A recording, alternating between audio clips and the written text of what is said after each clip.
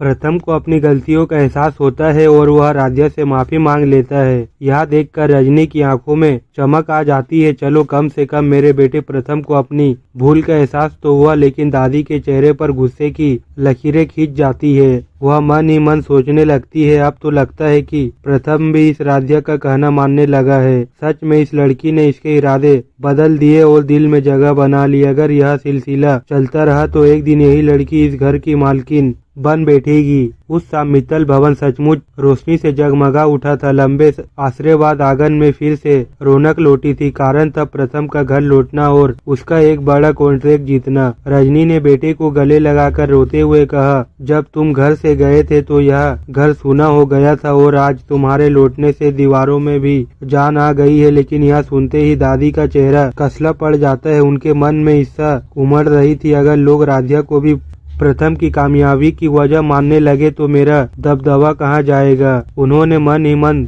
बुदबुदाया। रजनी ने खुशी में राध्या को आवाज दी, आज की इस शाम की मिठास तेरी हाथ की खीर से ही पूरी होगी। राध्या चुपचाप किचन में चली गई। वह पूरे मन से खीर बनाने लगी। दूध उबल रहा था, चावल पक रहे थे और उसके हाथों की हर हरकत में मोहब्बत और दुआएं घुल रही थी। वह सोच रही थी कि क्या पता आज की मिठास मेरी जिंदगी में भी मिठास भर दे। खीर तैयार होकर उसकी खुशबू पूरे घर में फैल गई। लेकिन तभी दादी दबे पांव किचन में आई। उन्होंने चारों ओर देखा और मौका पाकर चीनी की जगह नमक डाल दिया। चेहरे पर कुटिल मुस्कान फैलते हुए बोली, अब देखना यह लड़की सबके सामने कैसे बदनाम होती है। कुछ ही देर बाद सब लोग ड्राइंग रूम में बैठे। राध्या खीर लेकर आई और सबसे पहले प्रथम को कटोरा दिया। जैसे ही प्रथम ने पहला कोर खाया उसका चेहरा बिगड़ गया। यह क्या, इसमें तो चीनी की जगह नमक है। पूरा घर शोक हो गया। राध्या के हाथ कांपने लगे और आंखों में आंसू भर आए। दादी ने मौके का फायदा उठाया और ऊंची आवाज में बोली, कहा था मैंने कि ठीक से खीर बनाना। देख लो यह लड़की घर की इज्जत मिट्टी में मिलाने आई है।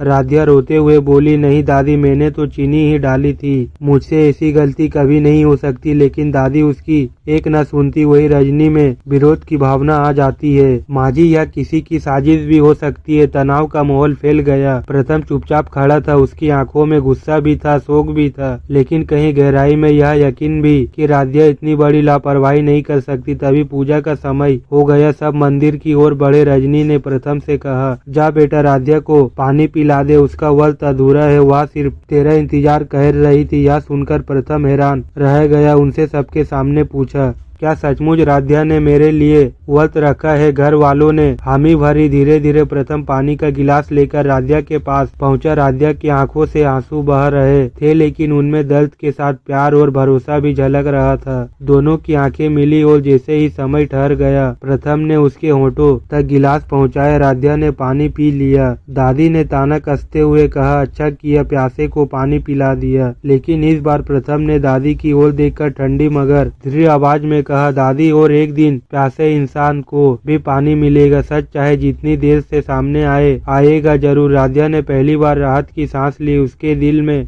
यह विश्वास और गहरा हो गया कि चाहे जितनी भी साजिशें हो, प्रथम एक दिन उसका सच जरूर पहचान लेगा। राध्या को अपने हाथों से पानी पिलाकर प्रथम ने तोड़वाया राध्या का व्रत तो देखकर दादी के उड़े होश। दादी तो यही चाहती थी कि राध्या का व्रत पूरा ना हो और इसलिए दादी राध्या को जानबूझकर कुछ ज्यादा ही परेशान भी करती है ताकि राध्या बीच में ही अपना व्रत तोड़ दे। वही दोस्तों, दादी अब यह भी कोशिश करती है कि प्रथम समय से घर पर ना पहुंचे। लेकिन दोस्तों, दादी की लाख कोशिशों के बावजूद भी अब महादेव की कृपा से प्रथम समय रहते घर पहुंच जाता है। और जिसके बाद वह रजनी प्रथम से कहती है कि तुम राध्या को अपने हाथों से पानी पिला दो, क्योंकि उसने तुम्हारे लिए सुबह से तीज का निर्जला उपवास रखा है। प्रथम अपने मन ही मन सोचता है कि जिस लड़की से मैं इतनी नफरत करता हूँ, अब उसे अपने ही हाथों से पानी पिलाना पड़ेगा। लेकिन दोस्तों, घर वालों के कहने पर प्रथम राध्या को पानी पिलाकर उसका तीज का व्रत तोड़वा देता है। वहीं दोस्तों, आपको बता दे कि कहानी में बड़ा ट्विस्ट आने वाला है। जी हाँ, अब प्रथम के घर में निहारिका की फिर से एंट्री होने वाली है।